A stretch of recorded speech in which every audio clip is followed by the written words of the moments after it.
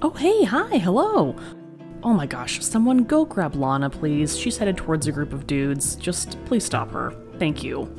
Welcome to Hollywood Party. I'm so glad you could make it. You know, Desi Arnaz, he was our very first guest.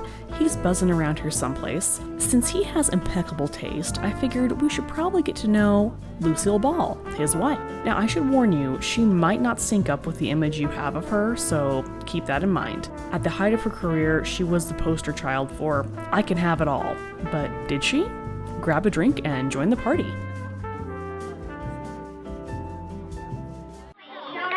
Oh, that Hollywood party. Yes, Mrs. Granny, here's Miss Christmas. I can't hear you. Hello. Hollywood party. Get up, get it. Hollywood party. Oh, nobody's pleased tonight. Hollywood party. Get up, get it. Hollywood party. Oh, nobody's pleased tonight. Since we already talked about Desi, I'm going to try not to overlap stories with Lucy too much. I do think Lucy should be credited as giving the majority of us our first little taste, our little crash course in old Hollywood. You could be 5 years old and enjoy I Love Lucy. Or you could be much older and an old Hollywood fan, and you can watch it and think, oh, she's doing a riff on that movie Ziegfeld Follies she was in and had to wear a big headpiece. I, for one, knew who Bill Holden was way before I even saw Sunset Boulevard. Lucy's beginning was the total opposite of Desi's childhood. She was born August 6th, 1911 in Jamestown, New York. Her dad, Henry Ball, was a lineman for the independent telephone company. They had to move around a little just so he could find jobs. They lived in Montana, New Jersey, and Michigan. That is where Henry died of typhoid fever when Lucy was 4 years old. She had a vivid memory of a frame falling off the wall when she was told he died and seeing a gray sparrow in the windowsill. She had a really weird thing about birds for her entire life. Like, if she went into a hotel and there was bird wallpaper, she would leave, we're done, like, got out of there. And I know we're semi-keeping track of this. This is yet another megastar who doesn't have a father. So, I'm seeing a correlation a little bit. Lucy liked to mention that she had her father's sense of humor. There is no question she was one of, if not the best comedic actress. She was not known for having a sense of humor. Like, all of her friends and her children agree on that. So, was her dad just not funny? They moved in with her mother Dee Dee's parents after this. Dee Dee was pregnant when Henry died, and her own brother recently died, so Lucy's grandparents were thrilled to have a new son, making Lucy feel pretty ignored and lonely. One of her grandmothers was super puritanical and gave her what she called a gnawing sense of unworthiness and insecurity. So when she did have a major success later on, it was really hard for her to get used to the idea that she deserved it. However, she did figure out that when life seemed unbearable, she learned to live in her own imagination. In addition to that, she lived next to an amusement park, so that's always a plus. In a bit of self-reflection, Lucy said that she doesn't believe people with happy childhoods ever strive or exert themselves. I mean, looking back at some of our guests, she might have a point. Two pretty big events happened when Lucy was 11. Her grandmother passed away, so Lucy pretty much took over the household while Dee Dee was away at work all day. And she started smoking. Her mom caught her doing this and then made her smoke the entire pack, like any mom would do. That trick did not work, as we know, because she picked the habit back up when she was 18. So don't smoke!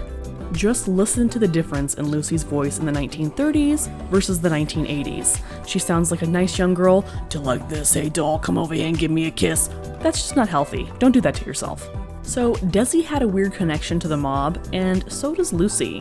When she was 14, she started dating Johnny DeVita, who was 23 years old. I'm sorry. What the hell did he have in common with a 14-year-old? What were they even talking about? Like, gross. In the 1930s, Johnny's dad was murdered in front of a Catholic church at 6 a.m. 6 a.m.? I need to have some coffee before I do my murdering, dude. I'm low-key impressed with how productive that murderer was that early in the day. Like, what else is his to-do list? Murder, check, laundry. So to help end this relationship, Dee Dee let Lucy move to New York City for drama school when she was 17. By the end of the school year, the administration called Dee Dee and was like, you're wasting your money. Don't send Lucy here anymore. So this begins the main problem of Lucy's early career. Nobody, not the school, not the studios, knew what to do with her to let her shine. So she ends up becoming a model for Hattie Carnegie, making $35 a week. So that's like $525 in 2020 money. During this time, Lucy has a major arthritis scare and then comes down with rheumatic fever, so she went home for 2 years to recover. Then she goes back to New York City, where she becomes a Chesterfield cigarette girl and was practically plucked off the street to go to Hollywood.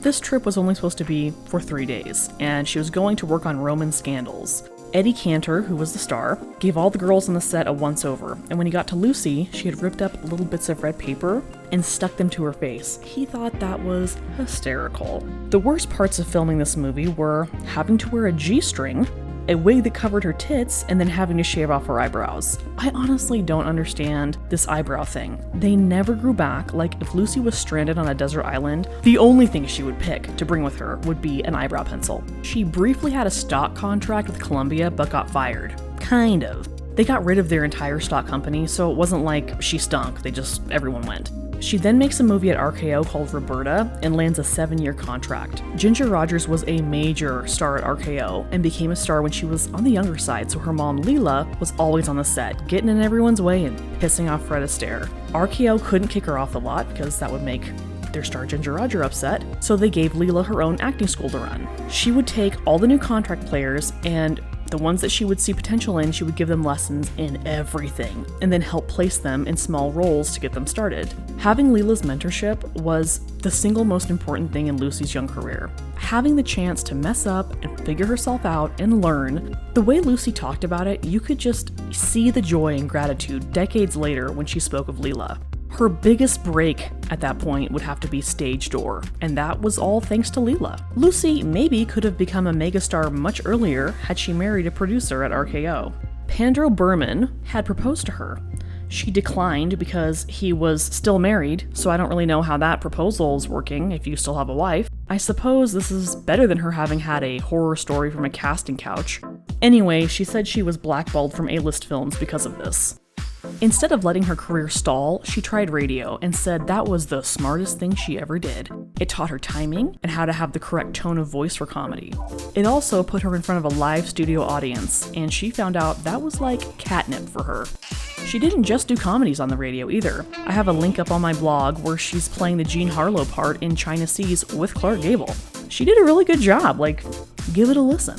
In 1939, she does the film Five Came Back, and it was kind of a sleeper hit. So she goes to New York City to promote it. She's supposed to see Too Many Girls on Broadway, but that afternoon that she's supposed to go, she does a photo shoot at Rockefeller Plaza, on the ice skating rink, and she freaking cracks her sacroiliac. Try and say that 10 times fast. So she's laid up in the hospital for 10 days. When she finally saw the show, she said she was blown away by Desi's good looks. Yeah, we all were. And she thought that his broken English was hilarious. She went to La Conga to try and meet him, but it was his night off. I bet he was at Polly Adler's. They finally meet at the commissary in RKO, and we all know how that went, so bye-bye Freckles. We all know Lucy couldn't sing, so she had to lip-sync this song in Too Many Girls, and she said that it really expressed how she felt about Desi. The song is called I Didn't Know What Time It Was Till I Met You.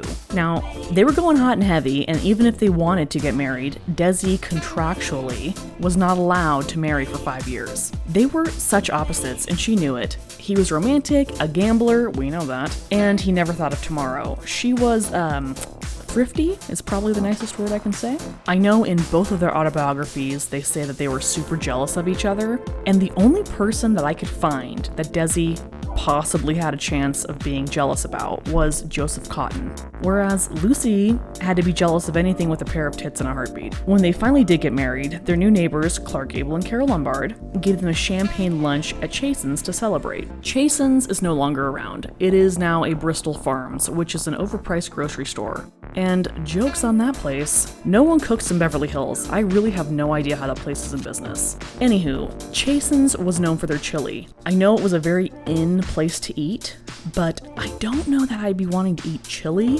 when I'm celebrating something romantic. In a photoplay interview in 1947, Lucy says that while at RKO, Carol gave her some advice. She told her, "Tell the so-and-sos to give you a break. You've got something. Tell them I said they're missing the boat again." Watch a Carol Lombard movie, Then watch any episode of I Love Lucy. Lucy isn't copying Carol, but the influence is undeniable.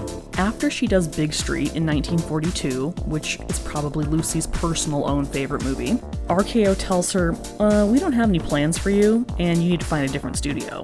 Well, F you very much. She goes to MGM, dyes her hair tango red, and the designer Irene puts her in aqua, emerald, and tangerine gowns. This is her Technicolor Tessie period.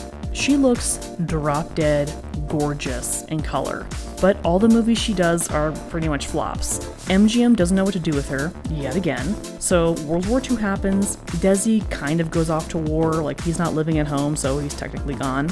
I told you there were, trust issues? So Lucy files for divorce. They get back together, and this was her headspace with that. I no longer expected to be happy, as I had been as an ecstatic new bride, but I did look for a measure of peace and security. I closed my eyes, put blinders on, and ignored what was too painful to think about. Oof. Her movie career was never what she wanted it to be, but she had her own show on the radio. My Favorite Husband had the same two main writers and the producer-director as I Love Lucy. Jess Oppenheimer was the producer-director. He had previously handled Fanny Brice's radio show. He sent Lucy to Jack Benny's show and basically said, go to school. You need to observe his timing. Her dream shifted from being a movie star to having a career like George Burns and Gracie Allen, except CBS wouldn't let Desi do the show with her because an American girl wouldn't be married to a Latin man. Dude, the entire public knew that they were actually married. So how is this such a hard sell? Lucy said this is how the show really came about. We decided that instead of divorce lawyers profiting from our mistakes, we'd profit from them. Desilu the company was formed in 1950, and Desi got a Spanish clown, Pepito Peter, to help them form a vaudeville act. This act cost them $20,000 of their own money to do, and Lucy had to turn down the lead role in The Star, which is a movie about a middle-aged actress facing decline. She was not ready to deal with that yet. So Betty Davis was. She took that role. They took the show on the road to prove to CBS that they had something they could turn into a TV program. Lucy and Desi put all of their money into it, so they had to make it work. It does, and Lucy gets pregnant. 4 months into the pregnancy, CBS said, we need a pilot by this fall. Desi is a gambler. Lucy has a baby coming, and she's just super nervous about all of this. So the night before they have to pull the trigger on are they doing this or not, she has a dream, and Carol Lombard shows up and says, take a chance, honey, give it a whirl. Carol is the best! Dude, it doesn't matter if she's dead, she's still gonna show up and support her friends somehow. Freaking love her. Starting a sitcom was a ton of work, but everyone loved it. Bob Carroll was one of the writers. He said they would basically brag about having to stay up all night writing. Lucy's highest compliment to them was, who writes this shit? It should be said that the writers totally preferred dealing with Desi. Like, if he wanted something changed, he'd tell the writers, this is great, aw boy, this is funny, just a few little thins. Lucy flat-ass would say this doesn't work, which to a writer they're thinking, oh my god, is it the line? What you're wearing? The entire script? What doesn't work? Desi just knew how to finesse people. Lucy did not have that skill. With each script, the first time Lucy read through it, she was awful. She'd have to fight with it, internalize it, and then bam, that was it, she had it. That is why comedy is harder and should be more recognized than drama. Not only did she have to do all that work with a script, she had to work on her tone, her props, if there were any, and her facial expressions. It was really hard for her to let go and trust a director, and Desi oftentimes would have to come in and convince her like, hey, this is fine, just trust him. But to Lucy's credit, she never ever said, I can't do that. For their second season, they got a new director. He did double duty for Desilu because at the same time as directing I Love Lucy, he did the first 10 episodes of Our Miss Brooks. That was their foray into doing other programs underneath the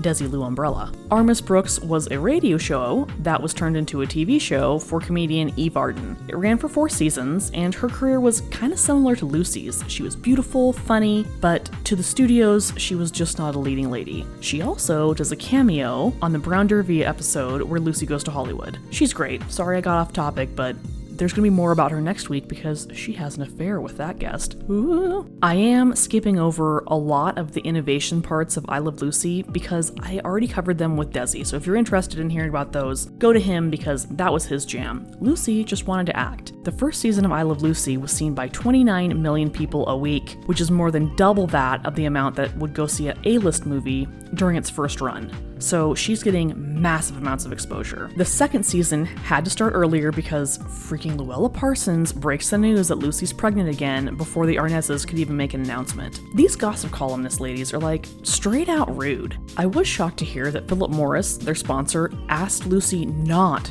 to smoke on screen while she was pregnant. So this is how 1953 went for the Arnazes. January, Desi Jr. is born. That is a major event. February, they win their first Emmy. Also that month, Philip Morris signs them with a 2.5-year contract. Then CBS is like, hey, we want a 98 episode deal. And they got $8 million for that. The following season started off super stressful because they had to address the story that human shitstain, Walter Winchell, dropped about Lucy maybe being a communist. Now, if they lost their sponsor, they would have totally been screwed, but the audience was with them, and after Desi gave a speech before the show explaining that Lucy was not a commie, they were eating out of his hand. I don't know how, but Lucy did not break down until after the episode was done. I would have lost my shit as soon as people started clapping. You know, when that story was proven to be basically a lie, how did Walter Winchell keep his career?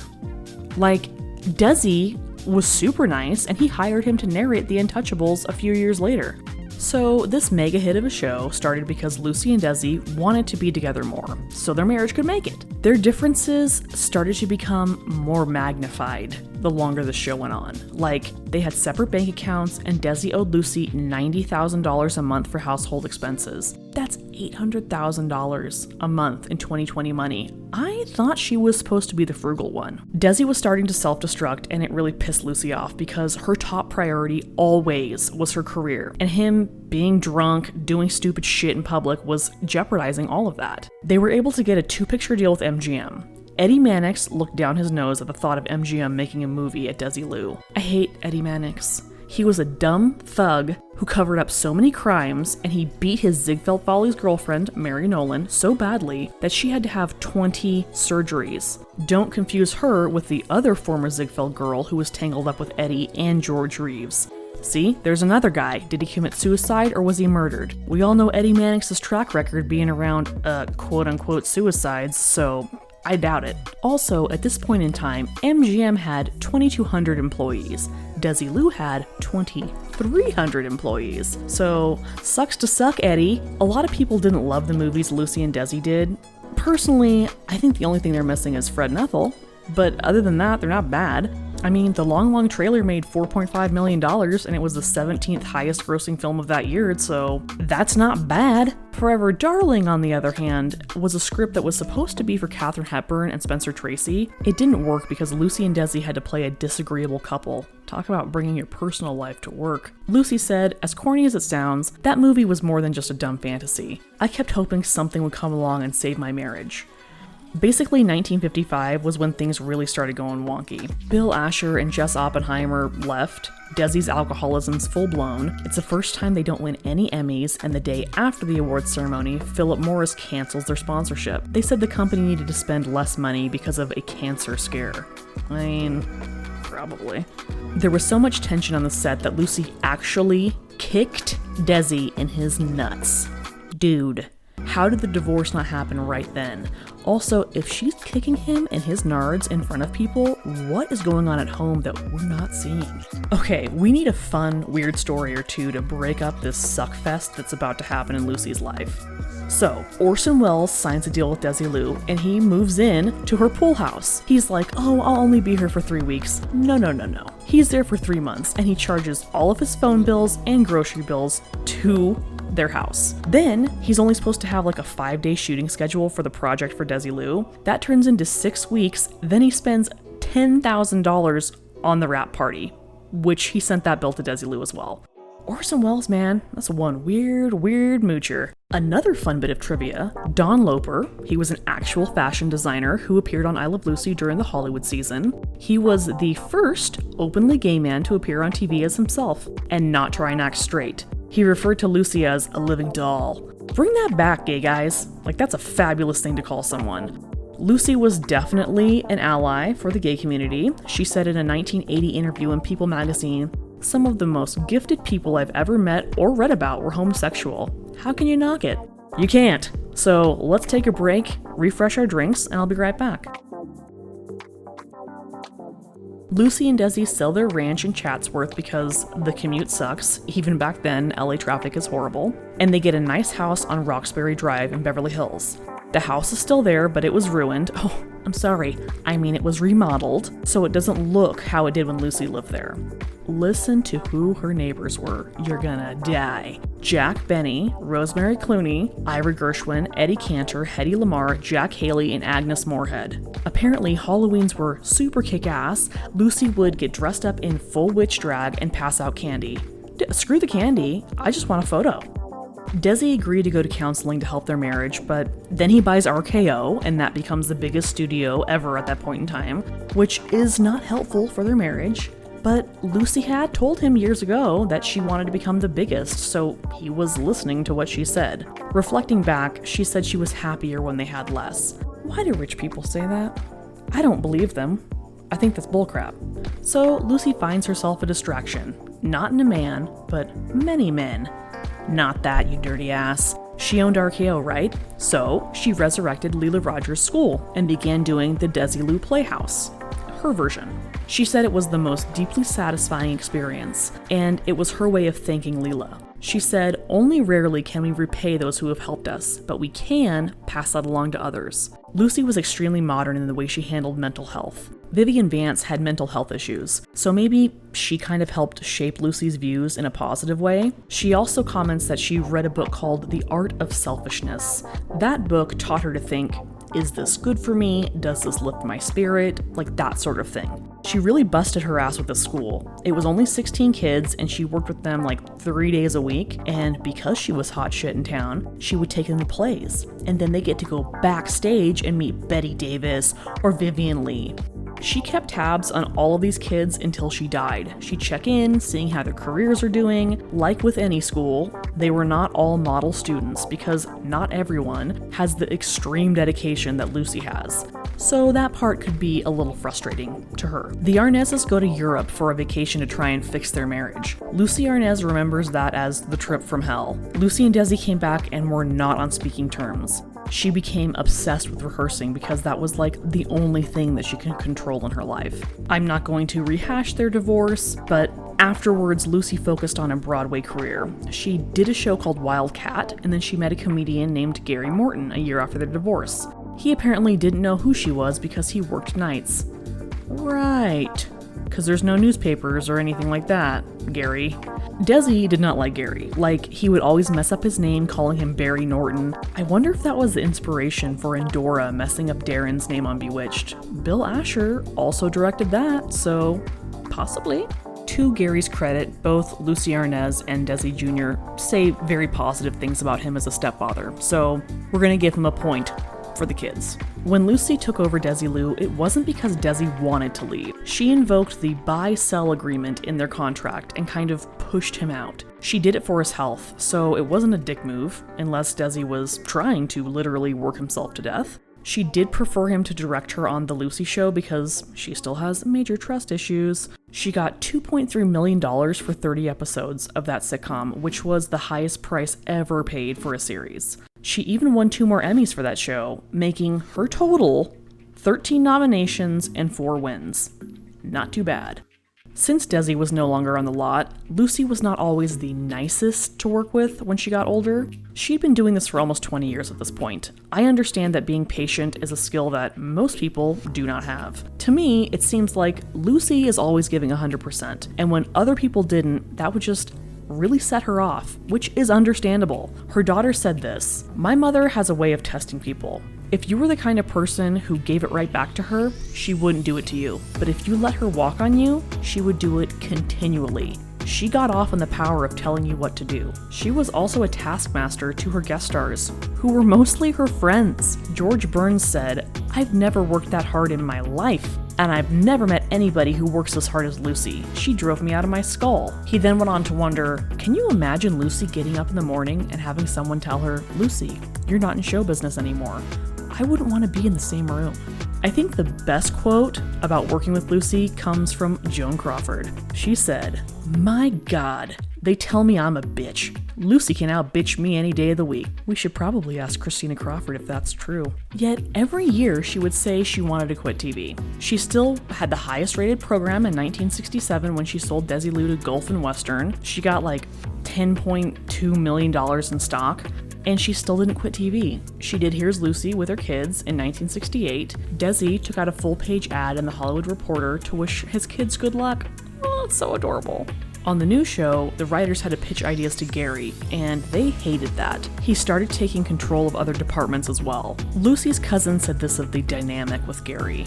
She didn't really protect her employees when the chips were down. She wanted to give him balls. That's really what it came down to. I kind of find it hard to believe that Lucy was this much of a tyrant to work for, because if she were a man, none of this would be written about. At all. Also, it should be said that the only other person that owned their own studio while being a megastar was Charlie Chaplin. And obviously, no one else has done it after Lucy. Lucy's old school. She still wants to be a movie star, so she keeps looking for movies to do. She really wanted to do Hello, Dolly, and she was considered for the role of Helen Lawson in Valley of the Dolls. That would have been great. For many reasons, mostly because Patty Duke dated Desi Jr., and she thought she had a kid with him, but years later found out Desi Jr. wasn't the actual dad. He was still really great to that kid. That kid was Sean Astin. He was like in Rudy, The Goonies, Lord of the Rings. So if any nerd boys are listening, there's your fun facts. So because of that whole situation, Lucy was not a big fan of Patty, so that dynamic would have been awesome to watch on screen. Also, side note, Desi Jr. dated Liza Minnelli, and he was with her when she got her Oscar for Cabaret. Lucy knew Liza her entire life and really liked her, but she said, "You can't domesticate Liza." I mean, between these two ladies, I think that explains why Desi had issues with drugs. So, Lucy ends up doing the musical version of Mame. Everyone loves to shit on this film. Desi told her not to do it, but I think the best thoughts on this movie come from Robert Osborne. He said, "She was playing a part that we'd seen done perfectly before by Rosalind Russell." Precisely. I do like what the New Yorker said about the film. After 40 years in movies and TV, did Lucy discover in herself an unfulfilled ambition to be a flaming drag queen? Woo, the shade of it all, dude. Another role that she didn't get, Frank Sinatra wanted Lucy as the mother in Manchurian Candidate, but that went to Angela Lansbury. So was Mame payback for Angela Lansbury taking that role from Lucy? I doubt it, it's just something interesting to consider. After Mame, Lucy stepped back from working full-time. In 1977, she started doing acting classes, which she only charged $125. Can you imagine? The very first day of class was the day that Leela Rogers died. So it was kind of like sit there and listen to Lucy reminisce and be sad about her mentor. There's a video of Lucy taking questions from acting students at UCLA. I have it up my blog, and to me, that woman on that film, that is who Lucy really is. She's so sharp and so quick, and she's super excited and eager to share her knowledge with these kids.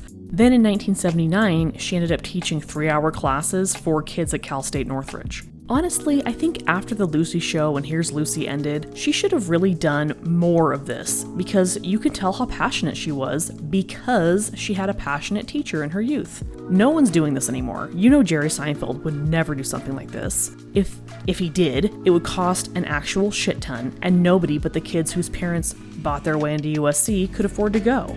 I know there's masterclass online, but this was different. Lucy would sit down with these kids and they'd say, "I want to be like Irene Dunn." And Lucy would say, "Well, you look like a prostitute and act like one, so let's look at ourselves as others see us." I know I'm harping on this point, and you might think, well, who the hell did she teach that actually became something in the industry? May I direct your attention to Robert Osborne. If you don't think that her guidance was not significant and made a big difference, watch him introduce a film, then watch their new host. And I would also argue that if you weren't introduced to Old Hollywood through I Love Lucy, then you most certainly were through Robert Osborne, who was taught by Lucille Ball, so all roads lead back to her. When Lucy and Desi were married, he was the one who called everyone up to come over for parties, and he did all of the cooking. Lucy kind of just sat back and observed. There was one party where Desi was cooking his famous spaghetti. Yeah, I know he's Cuban, but apparently his pasta was the bomb. He's carrying this gigantic pot of piping hot pasta across the room, and the bottom of the pot just disintegrated. Absolute silence in that room. Carol Lombard asked Lucy, "When was the last time you cleaned these floors?" And she's like, "Well, today we're having a party." So Carol got up, grabbed a fork, sat down on the floor, and dug in. And so did everyone else. After their divorce, she would still have little dinner parties. They would maybe be major because of who was invited, not because of the size of the party. Honestly, she was just really more into doing like backgammon tournaments or kicking someone's ass at Scrabble. Like, she was real low-key, not a party girl. There is a book called I Had a Ball, and it's about this teenager who was a mega Lucy fan, and he went to her classes and kind of became friends with her. She ended up letting him be the warm-up guy on her last sitcom, and now he's like the warm-up guy on Dr. Phil. I'm telling you, if you liked old movies in the 1970s, you could basically have access to whoever you liked because they were available and pretty lonely. It's wild. Lucy received her Kennedy Center Award less than a week after Desi passed from cancer. Robert Stack came out on stage and he read a letter that Desi wrote, and it's really lovely. He said that she deserves 90% of the credit as to why the show was a success, and everyone else can split the 10% that's left. Luckily, Lucy and Desi stayed friends all the way to the end of their lives, which I think they had to be because no one else on the planet would know what it's like to be as successful as they were except each other. She did do another TV show very briefly in 1986. It was canceled, and that definitely affected her ego. That same year, she went into the hospital to get her aortic valve replaced. The surgery was 7 hours, and she made it through, but ended up passing away the next day. She was cremated and placed next to her mom at Forest Lawn. Her kids then moved both of them in 2007 to Jamestown, New York, where they built a comedy museum. Basically, if you're a Lucy fan, you have to make a pilgrimage there at least once in your life. A few years ago, it was very popular to push the fact that Lucy was the first woman to be the head of a studio. I do not think that's how she would want to be remembered. She could give two shits about business stuff. Being the most successful TV show in history, that would really mean something to her. There's so much stuff out there about Lucy and Desi Lou. If you want to head over to my blog, I have books, articles, websites, videos, all linked up so you don't have to be searching for anything. So let's get to the eternal question. Is Lucy coming to our party? Desi's here, so it would be really weird if we didn't invite her. Honestly, I don't think she'd want to come. I think she'd maybe show up for like champagne, have a few cocktail weenies, and then pull the old I have to get up early bit and then bounce out before any of the real party people even showed up. Personally, I'd be more into having her as a mentor than I would having her at a party, but the invitation is still there if she feels like getting frisky. For more information about this episode, head over to HollywoodPartyPodcast.com and follow us on Instagram. If you like the show, tell every single person you know. Like and subscribe on Apple Podcast or Spotify or Anchor or however you're listening to this right now. And we'll see you next week. That noisy girl.